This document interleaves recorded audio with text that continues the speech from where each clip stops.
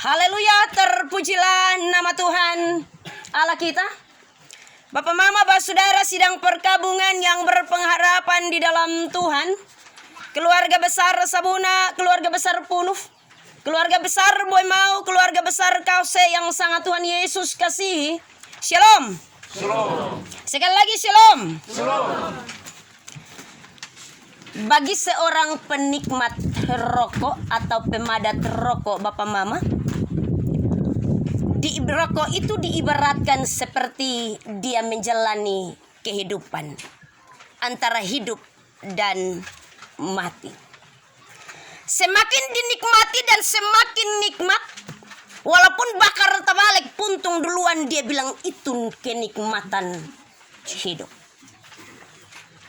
Walaupun tarik hisap sampai habis, tinggal dia penggabus, tanpa sadar dia bilang ini kenikmatan hidup. Semakin ditarik perlahan dan tanpa disadari rokok habis, tetapi dia akan berkata, ini kenikmatan hidup. Ketika rokok mati tanpa disadari, dia bilang bahwa dia telah menikmati hidup. Dinikmati tanpa disadari bahwa akan mati. Ketika kita isap rokok begitu. Bapak jamin kok? Amin. Bapak tua bukan penikmat saja, pemadat kelas kakap. Bapak Mama, Bapak Saudara orang beriman yang sangat diberkati oleh Tuhan Yesus Kristus. Demikian pula kenikmatan hidup. Senikmat-nikmatnya hidup, dengan berbagai pengalaman kehidupan apapun juga, orang akan berupaya untuk menikmatinya. Dan tanpa disadari bahwa ketika menikmati kehidupan, kita sementara berjalan menikmati kematian. Kita sementara berjalan menikmati menuju kepada kematian. Berbicara soal kematian, itu merupakan akhir dari perjuangan hidup manusia. Berbicara soal kematian, itu suatu kepastian. Sonde sama seperti orang rencana mau ada anak 5. Sonde sama rencana mau ada anak 5.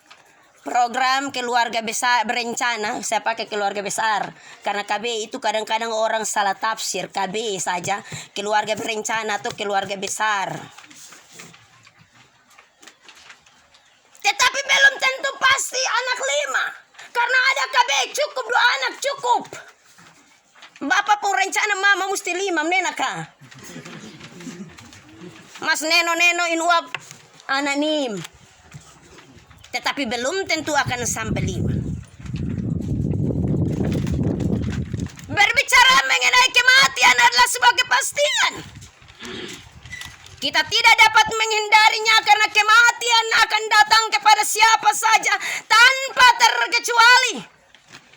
Tidak seorang pun dapat menghindar dari jalan ini. Entah orang kaya pasti akan Mati. Orang miskin pasti akan Mati. Laki-laki pasti akan Mati. Perempuan pasti akan Mati. Pejabat pasti akan Mati. Rakyat pasti akan Mati. Jemaat pasti akan Mati. Pendeta yang beromong pasti Mati juga. beta kira dong son barani kas tau bilang pasti mati. Semua orang akan berjalan menuju ke sana, menuju kepada suatu hal yang disebut kematian. Banyak orang melihat kematian sebagai musuh besar, sebagai suatu ketakutan besar, sebagai momok yang menakutkan.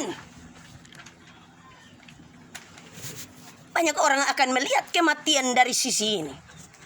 Itu mimpi buruk. Jangan pernah bermimpi soal mati. Karena itu ketika tidur kemudian 1 bantal 2 kepala dengan metua. Begitu mimpi metua mati, Bapak bangun takuju naskek. Mama beta mimpi, mama mati. Aduh Bapak doa tolak. Tetapi coba kalau mama mimpi Mama tadi malam beta mimpi itu bab tua yang itu hak Tuhan almarhum yang beliau itu mati. Bapak bukan doa tolak. Bapak bilang begini, Mama sekarang juga tong cek kira-kira tanggal lahir itu tanggal berapa. Dia pun tanggal mati itu kapan? Catat dulu, catat. Mimpi buruk. Tetapi kalau mama yang mimpi maka bapak bilang catat. Mama catat. Ekor berapa itu? Dia lahir pas bulan apa? Berarti dia pun sio itu sio mama. Bapak-bapak. Jangan ngomong kosong. Itu benar. Walaupun kematian mimpi buruk, tetapi kalau bertemu dengan mimpi yang seperti itu, orang akan merasa ini merupakan suatu kebahagiaan bagi dirinya.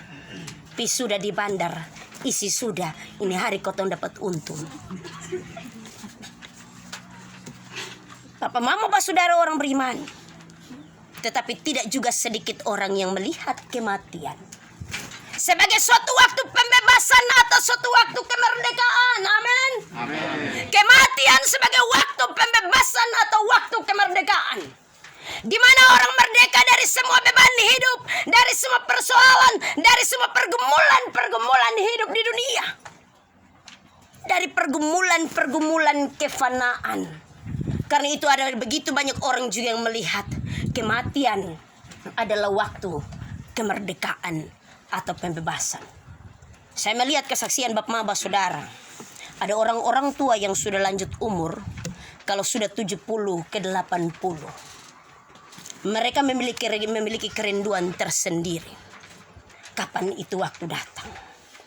Dompung lagu yang senantiasa dilakukan adalah Oh Yerusalem, kota mulia, hatiku rindu ke sana. Saya jangan lanjut karena nanti yang lain bilang suara itu. Kematian sebagai waktu pembebasan, sebagai waktu kemerdekaan. Papa mama pak saudara orang beriman yang sangat diberkati Tuhan. Karena itu dari dua perspektif ini, antara mimpi buruk tentang kematian dan waktu kemerdekaan, maka Bapak Mama Bapak Saudara orang beriman yang sangat diberkati Tuhan, bagaimana dengan iman kita melihat waktu kematian itu datang? Bapak Mama Bapak Saudara orang beriman yang sangat diberkati Tuhan. Karena itu tentunya bahwa Yohanes menulis bagian wahyu ini karena dia mendapatkan wahyu Allah. Dia menegaskan suatu pernyataan bahwa berbahagialah orang yang matinya di dalam Tuhan. Berbahagia orang yang mati di dalam Tuhan. Kalau demikian Bapak Mama Bapak Saudara orang beriman, sidang penghiburan yang berpengharapan di dalam Tuhan. Mengapa sehingga ada banyak orang begitu takut menghadapi kematian? Mengapa begitu takut menghadapi kematian? Yang pertama orang takut karena kematian membawa pemisahan. Kematian membawa pemisahan. Seorang istri berpisah dengan suaminya dan ia menjanda. Seorang anak berpisah dengan ayahnya dan berstatus yatim. Seorang cucu akan kehilangan opa yang terkasih. Kematian benar-benar membawa pemisahan. Pemisahan dengan yang hidup. Dan kita tidak akan berjumpa lagi dalam setiap rutinitas kehidupan. Ini bukan pemisahan yang sementara, tetapi pemisahan untuk selama-lamanya. Bapak Mama Bapak Saudara orang beriman yang sangat diberkati Tuhan, itu hal yang pertama. Yang kedua, kenapa sehingga kematian itu ditakutkan? Karena kematian mendatangkan duka dan kesedihan. COVID COVID saja yang sekarang orang begitu masuk di rumah duka, sonde menangis. Karena menangis ini harus ada luapan emosional. Bapak loba cium dulu baru air mata bisa jatuh. Mendatangkan duka dan tangis. Kotong di kampung-kampung budaya menangis orang mati itu biasanya diatur. Mama-mama, suara sopran tenor bass diatur jadi satu. Om nenaka, om hone, om kae. Teb, itu betul atur dulu di penyanyi do re mi fa sol. Jadi ke jalan turun yang dari sana itu masuk datang, dia semua nangis memang. Awama. Semua nangis. Sekarang ini orang menangis. Pakai masker. Nenaka, pakai masker. Kau tahu mau menangis juga karena ini protokol. Akhirnya kau tunjuk takut dengan menangis. Karena tidak ada luapan. Mau Bapak Loko kasih tahu bahwa kotong memeluk dan peduli juga tidak. Mau jabat tangan saja beta belum vaksin. Itu jadi semua. Kematian mendatangkan duka dan kesedihan. Orang akan meratapinya. Karena dengan berbagai-bagai alasan. Hubungan emosional, hubungan kekerabatan, hubungan sosial.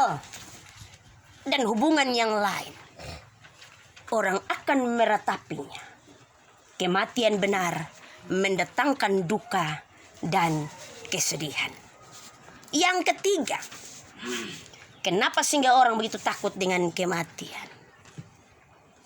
Karena kematian mengakhiri semua hal tentang kehidupan. Kematian mengakhiri semua hal tentang kehidupan. Tidak ada lagi rutinitas hidup. Tidak ada lagi berbagai-bagai hal yang akan kita gumuli dan kita angkat. Kita tidak akan lagi berhadapan dengan berbagai-bagai peristiwa tentang hidup. Dan itu benar. Kematian mengakhiri semua hal tentang hidup. Bapak Mama, Bapak Saudara, sidang perkabungan yang berpengharapan di dalam Tuhan. Dari beberapa hal tadi maka Yohanes melalui wahyu menyatakan bahwa ada suatu pengharapan besar bagi orang-orang yang mati di dalam Tuhan akan berbahagia. Karena itu dia menyapa kita dengan benar, memberikan pernyataan ini dengan berani. Yang pertama yang Yohanes sampaikan melalui kitab Wahyu ini. Yang pertama, karena mereka boleh beristirahat dari segala jerih lelah mereka. Beristirahat dari segala jerih lelah. Hal ini menunjukkan bahwa hidup orang percaya tidak lepas dari hidup dan berkarya. Sepanjang hidup tentunya almarhum kurang lebih 72 tahun 5 bulan sekian hari.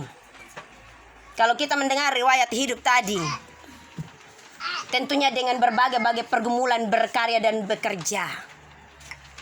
Tetapi menutup 72 tahun 5 bulan dan seterusnya, dia telah beristirahat dari segala jerih lelah hidupnya.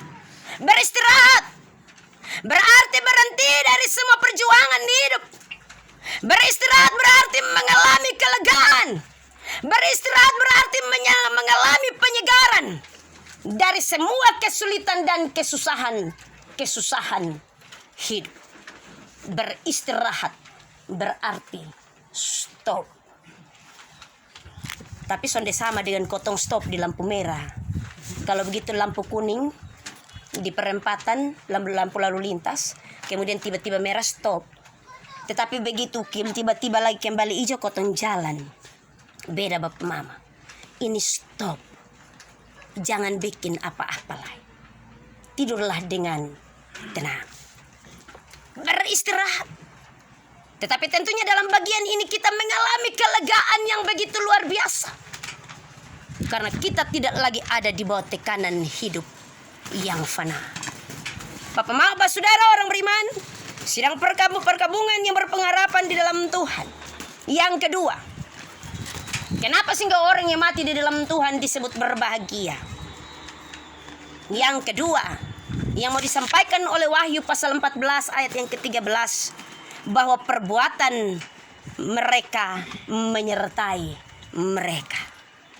Perbuatan mereka menyertai mereka.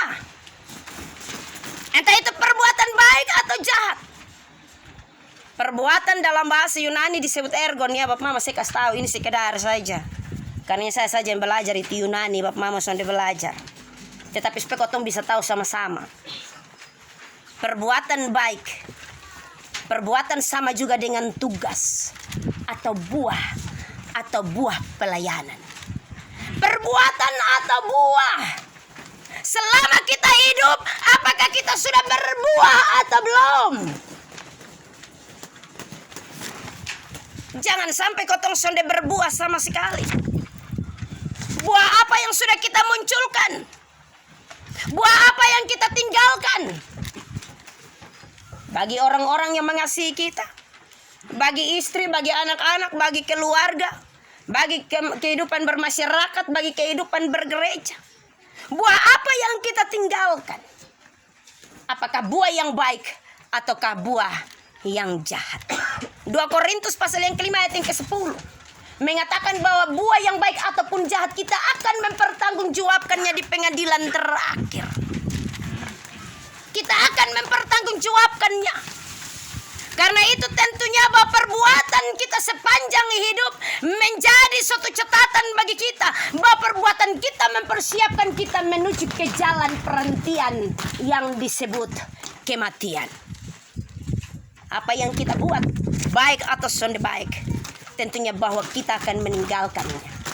Bapak, Mama, Bapak, Saudara, orang beriman yang sangat diberkati oleh Tuhan Yesus Kristus, kematian telah dialami oleh almarhum. Karena itu yang pertama, Bapak, Mama, Bapak, Saudara, beliau telah mendapatkan kelegaan. Beliau telah mendapatkan kelegaan yang menyegarkan bagi jiwa, terlepas dari segala kesulitan dan kesusahan. Sementara menuju kepada rumah Bapa, rumah yang penuh dengan perhentian dan keabadian.